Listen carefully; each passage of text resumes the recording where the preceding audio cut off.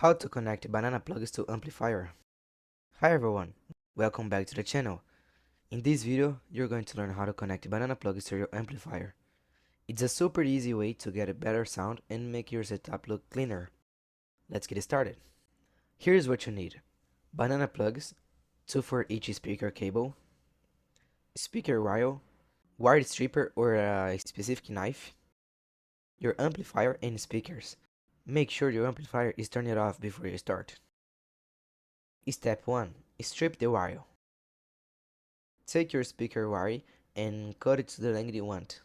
Then, strip about half an inch, that's a little more than a centimeter, of the plastic of the ends, so you can see the copper wires. Step 2. Connect the banana plugs. Now, take the banana plug and unscrew the cap.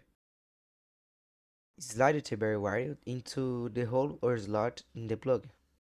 Make sure all the wires going in, no pieces sticking out.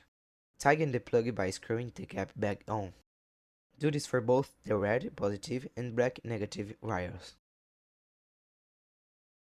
Step 3. Plug into the amplifier. Look at the back of your amplifier. You will see red and black holes or terminals.